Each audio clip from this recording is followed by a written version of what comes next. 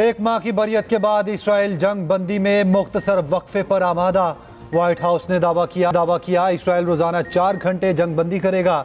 जंग बंदी में वक्फे का सिलसिला आज से शुरू हो जाएगा। गजा के इंडोनेशिया अस्पताल में बदतरीन बमबारी, मुतादिद शहीद और जख्मी लोग बेयारो मददगार भागते रहे। इसराइल के वहशियाना हमलों में 10,800 से ज्यादा फलस्तीनी शहीद हुए। एक माह में 40 से ज्यादा सहाफ़ी भी जान से गए। फलस्तीनी वजीर आज़म ने दुनिया के सामने सवालात रख दिए। पूछा, जंग रोकने के लिए कितने फलस्तीनियों को जान देना पड़ेगी? क्या 30 दिनों में 10,000 शहादतें काफ़ी नहीं? किसी मुल्क को दूसरे मुल्क की ज़मीन पर कब्जे का कोई हक नहीं।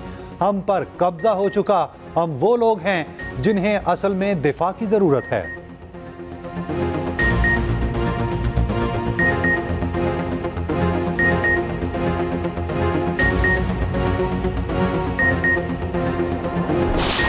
इसराइल फिरौन के नक्शे कदम पर चल रहा है। निगरान वज़ीर-ए-आज़म अनवारुल हक काकड़ का क़सा में फौरी जंगबंदी का मुतालबा।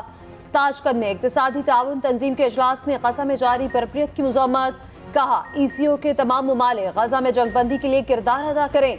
पाकिस्तान में सरमायाकारी के वसी मौक़े मौजूद हैं। वज़ीर-ए-आज़म का दौरा मुकम्मल, इस्लामाबाद वापसी।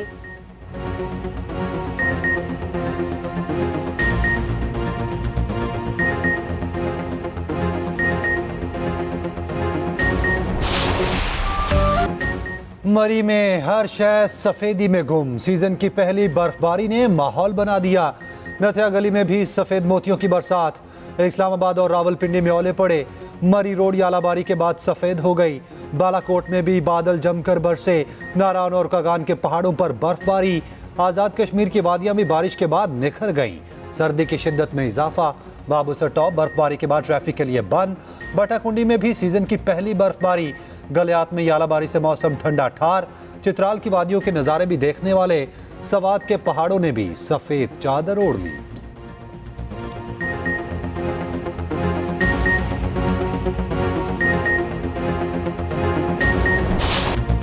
मुश्किल नहीं, तकरीबन नामुमकिन। पाकिस्तान का सेमीफाइनल में पहुंचना दीवानी का ख्वाब बन गया। न्यूजीलैंड की जीत ने मुश्किलात का केटू खड़ा कर दिया। सादा जीत पाकिस्तान के कुछ काम ना आ सकेगी। पाकिस्तान को इंग्लैंड को तकरीबन 287 रन से शिकस्त देना होगी।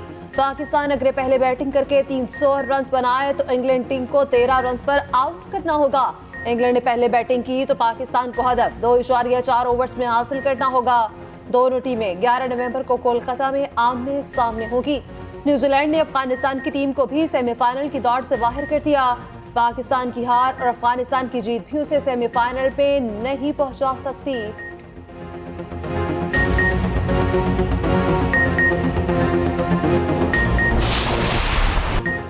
न्यूजीलैंड की सेमीफाइनल में जाने की राह हमवार। श्रीलंका को अहम मैच में 5 विकेटों से शिकस्त दे दी। 172 रन का हदफ 23.2 ओवर्स में पूरा कर लिया। कॉनवे की 45, डेरल मिचेल 43 और रविंद्रा की 42 रन की इनिंग्स। 3 विकेट लेने वाले Trent Boult man of the match करार पाए। 10 पॉइंट्स के साथ टेबल पर चौथी पोजीशन बरकरार। रन रेट भी 0.743 हो गया। पाकिस्तान का नेट रन रेट 0.036 है।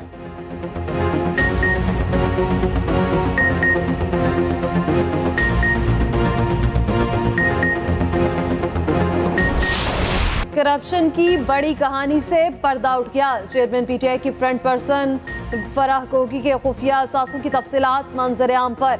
2017 से 2020 तक ज़ाहिरी और गैर ज़ाहिरी असासों में 4 अरब 52 करोड़ का हैरत अंगेज इजाफा। फराह गोगी ने 2020 में 95 करोड़ रुपए के असासों को तस्लीम किया। इससे हटकर 3 अरब 82 करोड़ के असासे निकल आए। सिर्फ 3 सालों में ज़ाहिरी असासे 420% बढ़े। गैर ज़ाहिरी असासों में 15,000% इजाफा हुआ। तमाम असासे फराह गोगी की ज़ाती मलकियत निकले। शौहर एहसन जमील गुजर और रिश्तेदारों के असासे अलहदा हैं। SECP के रिकॉर्ड के मुताबिक फराह गोगी 8 कंपनीज में हिस्सेदार भी हैं। 2018 में ऐलान की गई टैक्स एमनेस्टी स्कीम का भी भरपूर फायदा उठाया। 489 मिलियन रुपए से ज़ायद का काला धन रेगुलराइज कराया। तहकीकात में फराह और उनके शौहर के 102 बैंक अकाउंट सामने आ गए। मालियत 14.5 अरब रुपए है।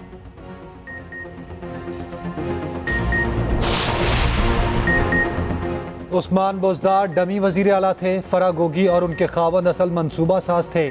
पंजाब में DPO से पटवारी तक ट्रांसफर पोस्टिंग का शेयर जाता था।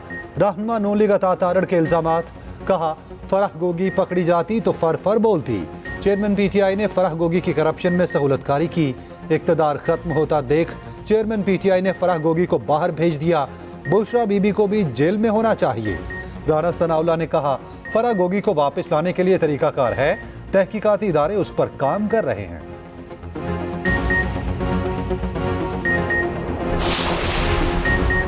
चेयरमैन पीटीआई हमें रियासती मदीना बनाने का बताते थे, घर में फराह गोगी जाती तिजोरियां भर रखी थी। इस्तेहकाम पाकिस्तान पार्टी के मरकजी रहनुमा अली मकान कहते हैं, जिस डीआईजी ने बेईमानी के माल का बताया उसे रातों रात तब्दील कर दिया गया। फिरदौस आशिकवान ने कहा कि चेयरमैन पीटीआई के घर में रासन बैठे थे। खातून अव्वल और फराह गोगी माल पर हाथ साफ कर रहे थे। मानी का फैमिली और फराह गोगी के खजाने बढ़े। इन सब को गिरफ्तार किया जाए।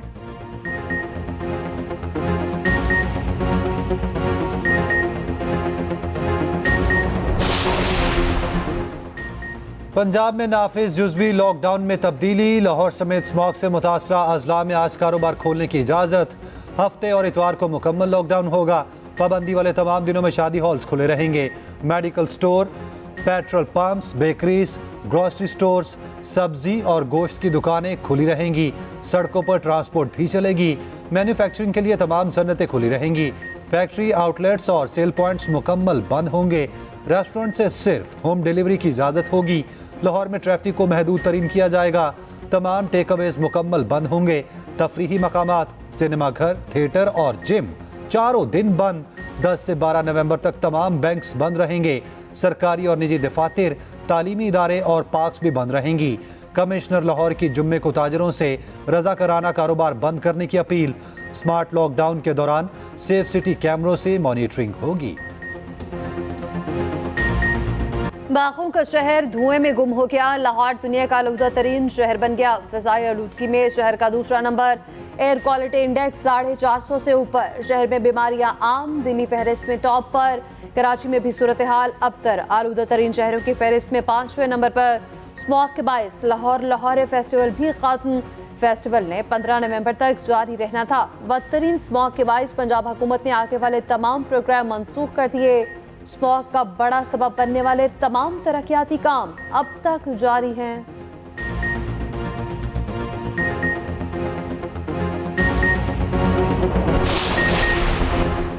कोंगू वायरस से मुतासरा एक और मरीज चल बसा। कोयटा का शहरी कराची में जेर इलाज था। मजीद एक मरीज को कराची मुंतकिल कर दिया गया। कोयटा में कोंगू वायरस के 16 में से 2 मरीज सेहतयाब डिस्चार्ज करके घर भिजवा दिया गया। कराची में भी एक शख्स में कोंगू वायरस की तस्दीक। अस्पताल में जेर इलाज, हालत खतरे से बाहर।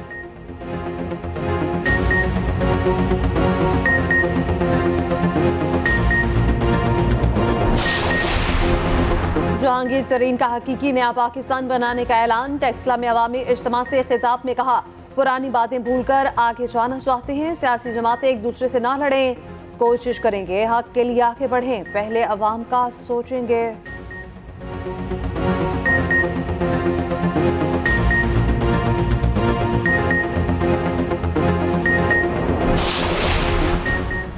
पीटीआई से पंजाब में इत्तेहाद खारिज अज़ अमकान नहीं। पीटीआई 2 हिस्सों में तकसीम हो चुकी है। रहनुमा पीपल्स पार्टी कमर ज़मान कायरा कहते हैं, सियासी जमातों में मुज़ाकरात होने चाहिए। इस्तेहकाम पाकिस्तान पार्टी से मुज़ाकरात का मामला इल्म में नहीं। सब जमातें ग्रैंड डायलॉग पर मुत्तफिक हैं। एक्सप्रेस न्यूज़ के प्रोग्राम सेंटर स्टेज में गुफ्तगू करते हुए कहा, सिंध में फिर से हुकूमत बनाएंगे। ये सब मिलकर भी पीपल्स पार्टी का मुकाबला नहीं कर सकेंगे।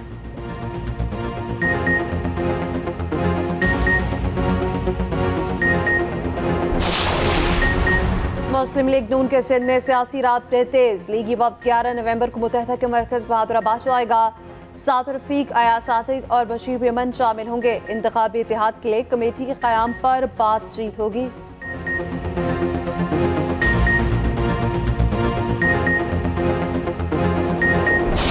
आज आप कहें एक मखसूस जमात के लोगों के मुतल्लिक कि उसको छोड़ दिया जाए, उसको बांध लिया जाए, आप ये क्यों नहीं कहते? आज भी मैं आईनी अदारों से रिक्वेस्ट करता हूं कि लेवल प्लेइंग फील्ड ये है कि आप नवाज शरीफ के पेंडिंग केस जो हैं उनकी एक डेट फिक्स की जाए ताकि इंतखाबात से पहले जो इंसाफ के तकाजे हैं वो पूरे हों।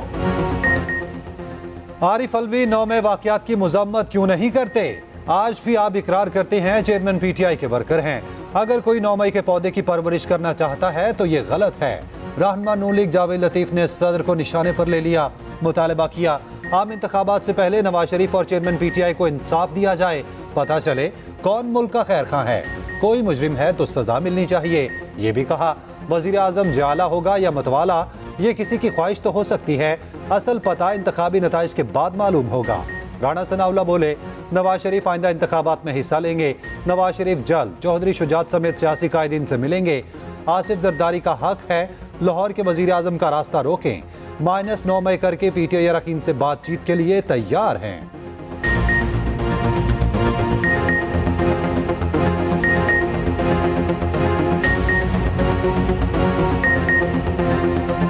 जिसने एक दिफाई अदारे के ऊपर हमला किया, उस टोले से माइनस पीटीआई और बाकी तमाम जमातें जो है उनके साथ हम बैठना चाहते हैं, उनको साथ लेके चलना चाहते हैं। और मुल्क तभी इस बहरान से निकलेगा जब सब मिल के जो है वो चले। मुलाकात तो मियां नवाज शरीफ साहब का इरादा है कि वो तमाम सियासतदानों से करेंगे, तो उसमें जो क्यू लीग चौधरी शुजात साहब हैं उनसे भी।